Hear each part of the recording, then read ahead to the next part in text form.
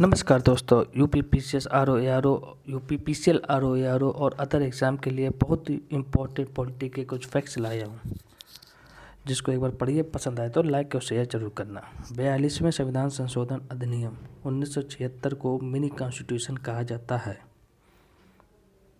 केशवानंद भारतीय मामले में सर्वोच्च न्यायालय ने कहा कि अनुच्छेद 368 संविधान के मूल ढांचे को बदलने की अनुमति नहीं देती है।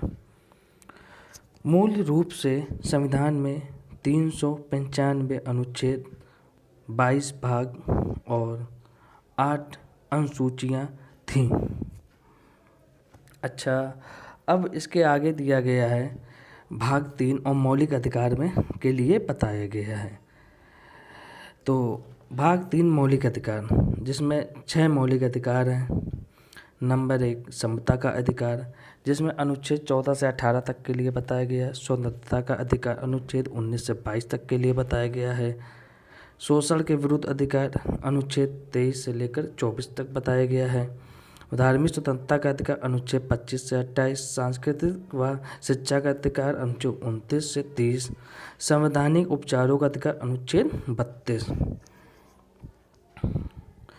नीति निर्देशक तत्व, नीति निर्देशक तत्वों को कार्य, सामाजिक व आर्थिक लोकतंत्र को बढ़ावा देना है।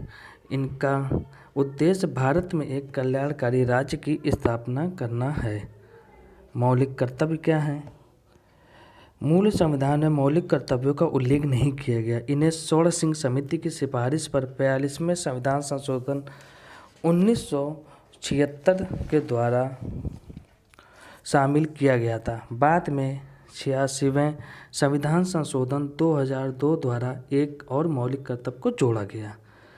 42वें संविधान संशोधन 1976 द्वारा प्रस्तावना में धर्मनिरपेक्ष शब्द को जोड़ा गया। अच्छा, अब ये बहुत इंपॉर्टेंट है। अनुच्छेद 25 हर व्यक्ति को किसी की भी धर्म को अपनाने व उसके अनुसार पूजा अर्चना करने का समान अधिकार है। अनुच्छेद 26 धार्मिक मामलों का प्रबंधन का अधिकार है। अनुच्छेद 28 किसी भी सरकारी शैक्षिक संस्थान में धार्मिक निर्देश पर प्रतिबंध। अनुच्छेद 29 अपनी भाषा, लिपि व संस्कृति को संरक्षित रखने का अधिकार है। अनुच्छेद 30 अल्पसंख्यकों शैक्षिक संस्थानों की स्थापना करने और उन्हें संचालित करने का अधिकार दिया गया। ये जितने भी अनुच्छेद दिए गए हैं ये बहुत ही इम्पोर्टेंट है, जो किसी न किसी एग्ज़ाम में आए हुए हैं।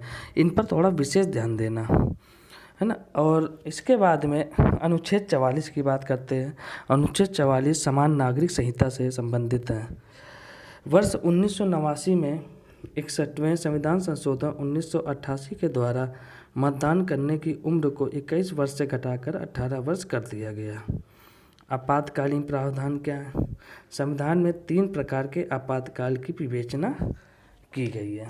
नंबर 1 राष्ट्रीय आपातकाल अनुच्छेद 352। नंबर 2 राष्ट्रपति शासन, ये अनुच्छेद 356 की बात करता है। फिर वित्तीय आपातकाल अनुच्छेद 360 की बात करता है। इसके बाद में बात करते हैं सहकारी समितियों की बात करते हैं। अच्छा हाँ, आपातकालीन प्रावधान ये जो दिए गए हैं ये भी बहुत ही पूछे जाते हैं और ये बहुत ही इम्पोर्टेंट है कि आपातकाल कितने प्रकार के होते हैं, तो इन पर थोड़ा विशेष ध्यान देना, जो किसी न किसी एग्ज़ाम में पूछे जाते ही हैं। फिर आती हैं सहकारी समितियाँ। 97वां संविधान संशोधन 2011 द्वारा संवैधानिक दर्जा व संरक्षण प्रदान किया गया है। इस संशोधन द्वारा सहकारी समिति को गठित करने के अधिकार को मौलिक अधिकार बना दिया गया। यह अनुच्छेद 19 के तहत बनाया गया है। अच्छा, सहकारी समिति को भाग 9B में दिया गया है। अब कुछ अति महत्वपूर्ण दिए गए हैं, जैसे भाग 1 संघ और उसका राज क्षेत्र संबंधित है। भाग 2 के अंतर्गत नागरिकता आती है। भाग 3 मौलिक अधिकार से संबंधित है। भाग 4 राज्य की नीति निर्देशक तत्व से संबंधित है। भाग 4 का मूल कर्तव्य से संबंधित है। अच्छा, कन्फ्यूजन क्या होता है भाग 3 और भाग 4 का में, तो उस पर थोड़ा विशेष ध्यान देना। फिर इसके बाद आते हैं भाग 5 संघ सरकार से संबंधित है। भाग 6 राज्य सरकार से संबंधित है। भाग 8 संघ राज क्षेत्र से संबंधित है। भाग 9 पंचायतों से संबंधित है। भाग 9 का नगर पालिकाओं से संबंधित है। भाग 9 खा शाकाहारी समितियों से संबंधित है। फिर इसके बाद में आते हैं भाग 10 अनुसूचित और जनजाति क्षेत्र से संबंधित है। भाग 11 संघ और राज्यों के बीच संबंध से संबंधित है। भाग 14 संघ और राज्यों की अधीन सेवाओं से संबंधित है। भाग 4 का अधिकरण से संबंधित है। ये जितने भी भाग दिए गए हैं दोस्तों, ये बहुत ही इम्पोर्टेंट है, जो किसी न किसी एग्जाम में अक्सर पूछे जाते हैं। इन सबको याद कर लेना। भाग 15 निर्वाचन से संबंधित है। भाग 17 राजभाषा से संबंधित है। भाग 18 आपात उपवन से संबंधित है।